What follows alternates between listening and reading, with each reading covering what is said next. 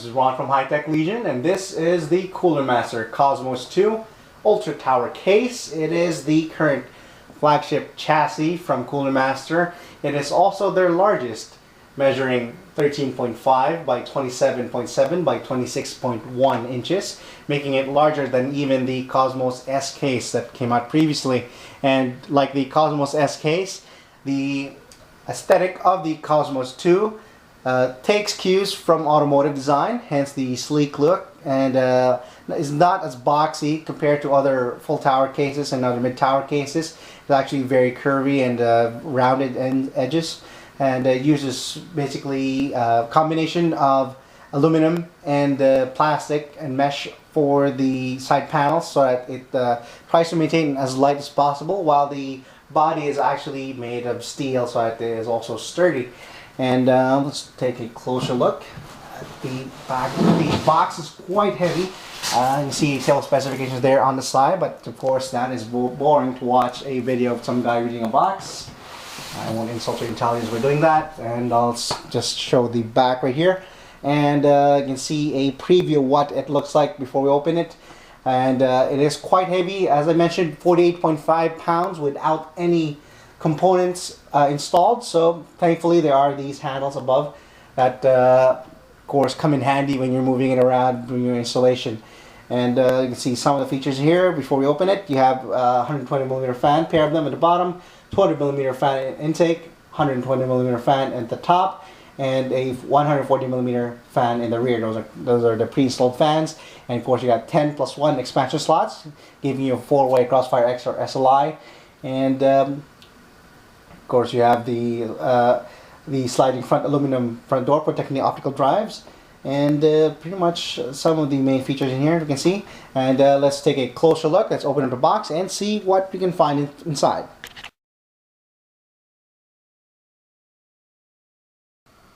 Now it's out of the box. The Cosmos 2, as you can see, has a plastic protective covering, and right above it, first thing we see is the user's manual.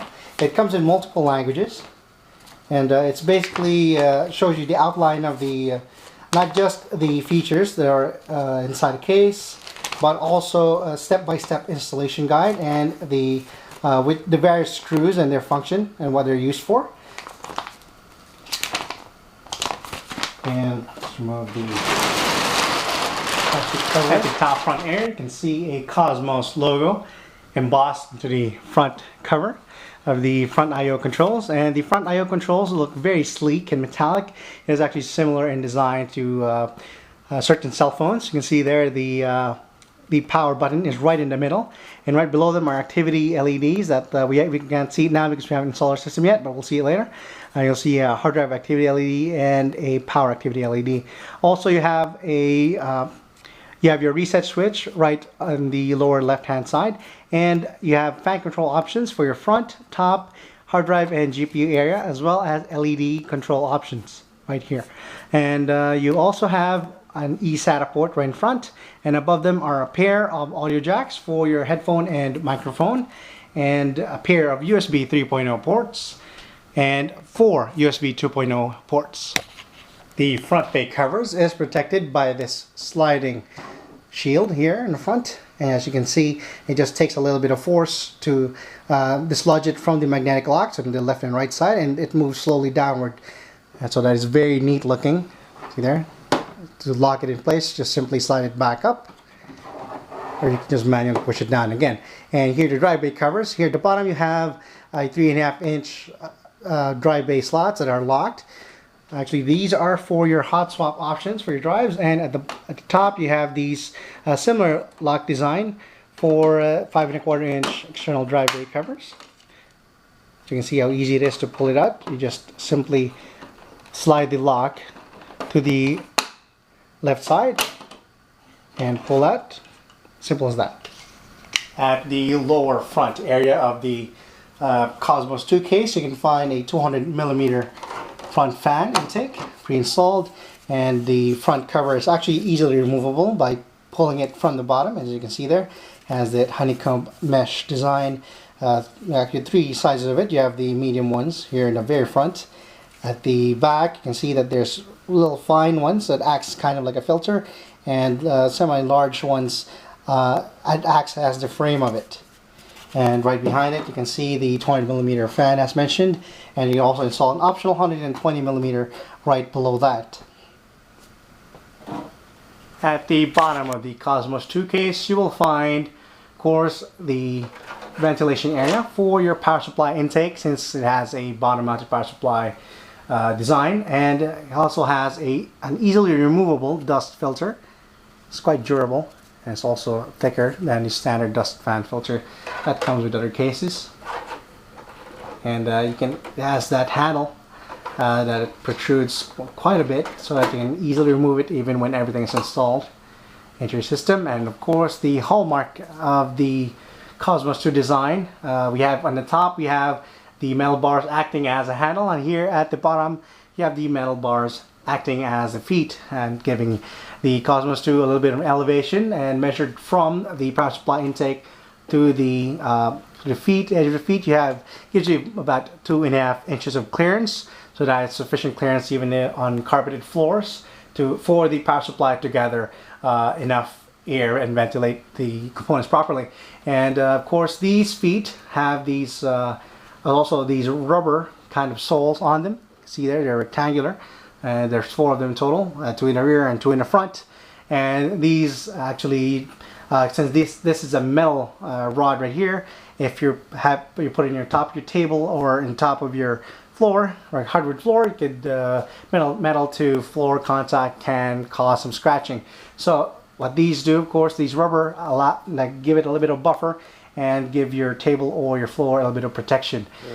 And also, since they are, you see there that they have quite a grip, is that it also absorbs some of the movement in case you have plenty of moving parts installed when you have finished your installation. So it will reduce the noise that's coming in from your system, and it won't rattle when it's on top of your table or on your hardwood floor. Much like the Cosmos S, the Cosmos 2 takes its design cues from automotive designs, and as such the side panel doors don't open in the typical way, and they actually have a lock here in the rear, and just unlocks it, and you can just swing it up. You see there, and here at the side you might notice, if you look close enough, that it has that brushed aluminum look.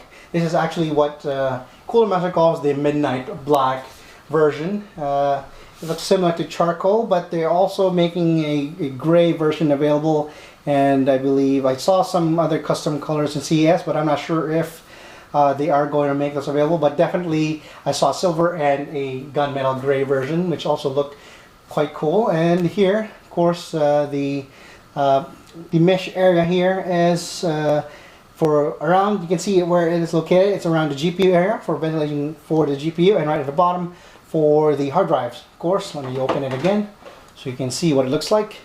And the side panel is made of aluminum and the plastic combination. And for those concerned that they might not have enough room when opening, for example, if you have this Cooler Master Cosmos 2 underneath their table and they need to open the side panel, is that you can actually lift this up easily. See there? Easily removable. And you can easily place them again.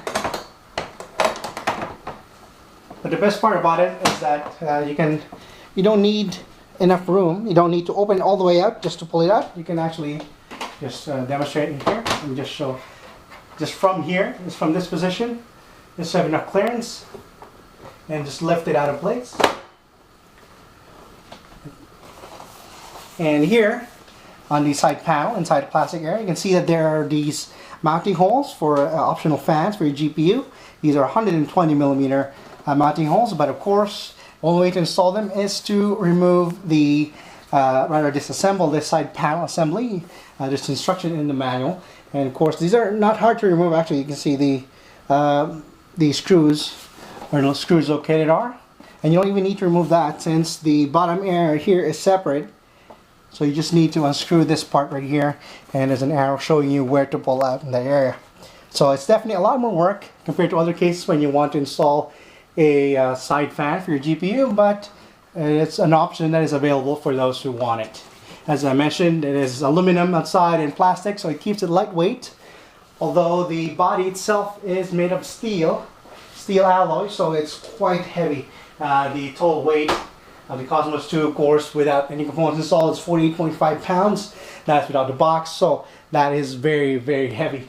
And let me just show you what the hinges look like. See there? The hinges are not plastic. They're actually they feel like steel, so they won't break off at all. Even if the side panel was heavier. And here, let's take a look at the various internal connectors and some of the components. Okay, here you have, of course, you can see the toolless locks for your 5¼ drive bays. And we can't see it now, but we saw it earlier in the front. These are the hot swap areas, 2 of them for 3.5-inch drives. And also hard drive areas right here in the top. You have room for 5 hard drives or SSD drives. Let's see, let me just pull out what the drive bay caddy looks like. You see there, there's holes for 2.5-inch mounting. You need screws, but for regular 3.5-inch hard drives, it's actually toolless mounting. You just need to lock those in place. And right in front of them, there's a 200mm fan, and right below that, see a a pair of 120mm fans cooling another hard drive area, separated from the compartment of the top area. And of course, to pull it out, just simply like that. And just like the side panel, these are also removable easily, so you can replace the fans. See, they're not connected yet. You will have to connect it later. And underneath, you have room for 6 more, so that's a total of 11 3.5-inch or 2.5-inch drives. And even these are removable further. So let's try to find out how these are moved. They're probably screwed to the other side, so we'll check that out later. But for now, as you can see there, that's a lot of room to install drives. And here at the bottom, the power supply mounting area. It's also not just 2.5-inch from the bottom to the ventilation area here. There's also a little bit more elevation from within the case itself and the power supply. And you can see the power supply is a separate compartment with the top area, so that it has its own ventilation. And here in the main cabin, you have a very, very large aftermarket heatsink backplate cutout. Should fit most cases, and it actually fits. You can see the motherboard hole index in here. It says that it supports up to XL-ATX and even CEV form factor motherboards. And people will probably be asking, with this case this size, can it fit a HPTX case? Although not officially mentioned by Cooler Master on the specification page of the Cooler Master Cosmos 2 case. There's actually a blog entry on Cooler Master's page that demonstrates that the HPTX case, such as the SR2 from EVGA, actually fits inside. But of course, you have to forego you'll cover the mounting, rather these grommeted cable routing areas. So it works, but you'll have to forego using those. So that's probably something to think about. And here inside is the accessories. You have this separate rectangular box in here. It has the accessories, mostly the screws, and let's pull it out one by one. Okay, this one right here, it's not a typical accessory you'll find in other cases. This actually, let's see what it is. These are a pair of these metal frames. They look like, to me, like they're about the same distance as a 120mm mounting. So these are probably adapter converter for the bottom area. Once you remove the hard drives, you can place these and install your radiator for your water cooling. So that's a 240, I would say 240 millimeter radiator can be installed here at the bottom. So we'll verify that later once we finish our installation and take out the bottom part here. And here, of course, the connectors are plentiful. And since it doesn't have a side window to view, Cooler Master didn't really make all the cables into a black. You see they're all color coded, and not a big deal for me, but some people actually prefer just pure black, so it actually looks better. But I mean, if you don't have a side window anyway, what's the point, you know? So that's not a problem. It actually makes installation easier. And aside from the color coding of some of these, let me do these first. And they actually have a label in there. It says top fan, hard drive fan. These are for the built-in fan controller, and a Molex connector to power them. And let's remove all those. These are all for the fans, built-in fan controller.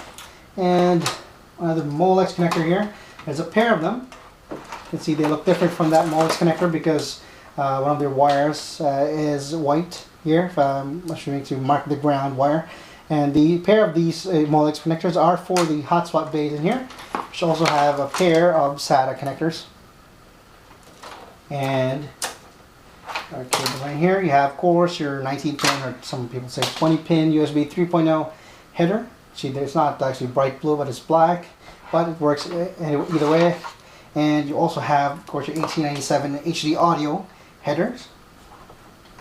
These are USB, standard USB 2.0 headers, pair of them, because there's 4 ports in the front total. And pretty much covers it. Another SATA port for the eSATA, of course. There you go, before I forget the eSATA port connectors. And let's take a look at here you have the fans installed. You have a 140mm here in the rear, and at the top there is it looks like a 120mm installed at the top.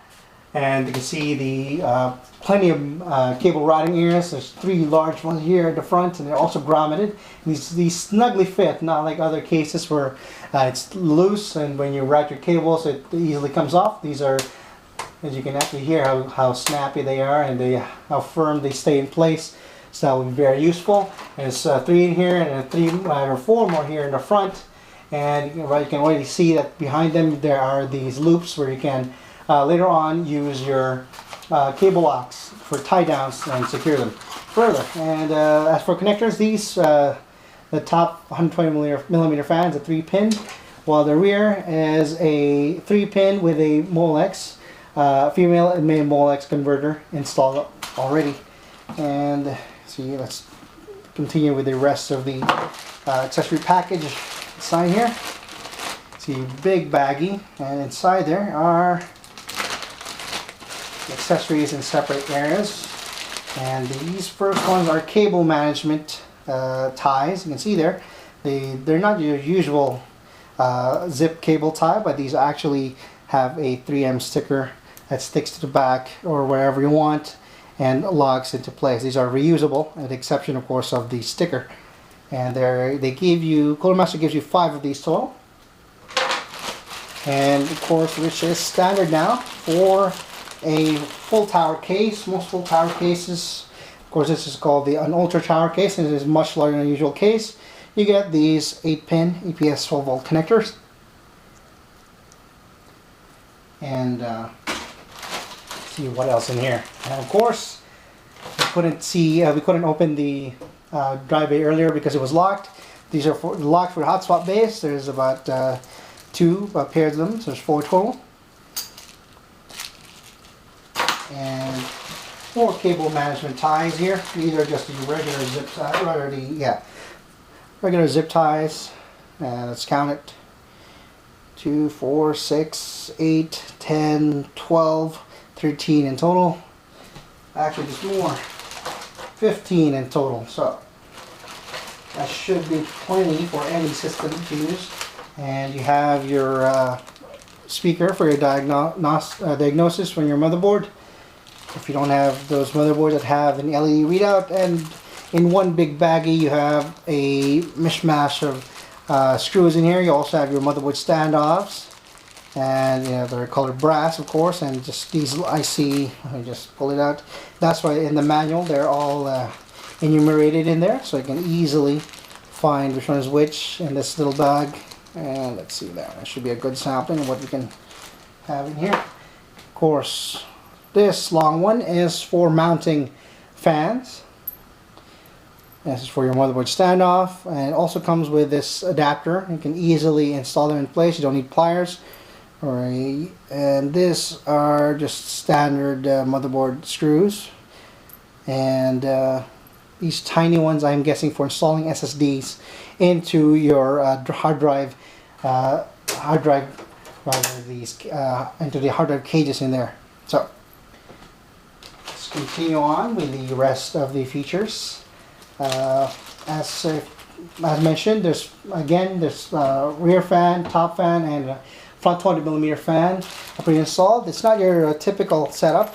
Usually you'll see a large, for example, the Half X has a large 20mm on the rear top. This one actually has a 120, a 140, and a 200 in front. An optional 120mm fan can be installed right beside the hard drive base to aid in the cooling of the GPU. As you can see there, you can either mount it slightly upward or slightly downward depending on your setup.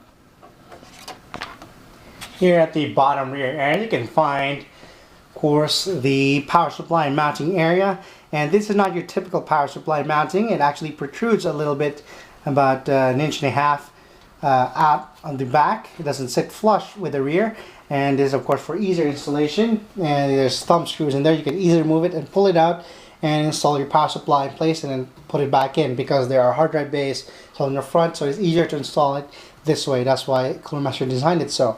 And as for the PCI expansion areas, you can find that this one of course supports up to 10 PCI expansion slots total, and another one here on the side for peripherals. For example, if you have a USB 3.0, another extra USB 3.0 header, or a USB 2.0 or an eSATA connector, you can find it comes usually with your motherboard. You can install it here on the side, or maybe just a cooling fan. And as mentioned, the locks for the side panels are located here in the rear as well. Just simply press it down and it dislodges the lock. So very easy to use. At the top rear area you can find a 140mm fan pre-installed as an exhaust fan in here, right beside the I/O plate area, and also 3 pre-drilled holes. They're your large bore holes for your water cooling. They're also pre-grommeted for your convenience. And at the top there is a cover. You can easily remove it by removing one thumb screw. See there? And just simply pull it out. Takes no effort at all, very easy to do. And as you can see, the design is similar to the front dust filter cover. It has that 3 sides of mesh, in case you want to use the top as an intake filter. And right underneath there's a pre-installed 120mm fan already, and you can install 2 more for a total of 320mm fans. Although I'm not sure if you can actually put a triple 120mm radiator in here, because the third one is blocked by the top I/O plate cover. But you can actually install a pair of 140mm or a single 20mm, other than a trio of 120mm fans in here. So that's plenty of options. Also, you can see it's quite thick, so you can probably put another radiator in there as well in push-pull config, and still have enough room inside to work on your motherboard. And to put it back in place, just simply put it on top again, just slide it in position and secure it with your thumb screw. Also, you can see the hallmark design of the Cosmos in there. You have the handles, and since they're just open the packaging, they have these protective covers. And what this does, of course, is a very sturdy handle. If you want to move your Cosmos 2 case around, as mentioned, the Cosmos 2 weighs about 48.5 pounds empty, so that is a considerable amount of weight to be moving your case around, especially a case that has no rollers. So having these a pair of sturdy handles is very, very good. It allows you to move transport your Cosmos 2 case in your room whenever you're working. Similar to the left side panel, the right side panel easily opens, locking from the rear, and swings out, or you can just simply remove it completely. So it looks like there's also ventilation in the lower area behind the motherboard area, just in case you want to put in a radiator in there. And as mentioned, so I couldn't remove the hard drives. As you can see, they're both locked by a pair of thumb screws, but with these removed, you can easily pull it up from the other side and then put in the converters for your radiator. And also here, you can easily see the grommeted areas here much better. Clearly, there's also these loops for securing your cables with your cable tie downs here on the right. And you see it's quite neat. There's plenty of room. I would say about 40 millimeters of clearance here easily from the rear to the side panel. So that's plenty of room to work with, even when installing your cables here behind your motherboard tray. Right behind the hard drive cages, there's plenty of room in there. So whenever you install your hard drive, of course, I would suggest having the connectors facing the right side panel so that you can plug it in here on this side, since the other side is basically covered.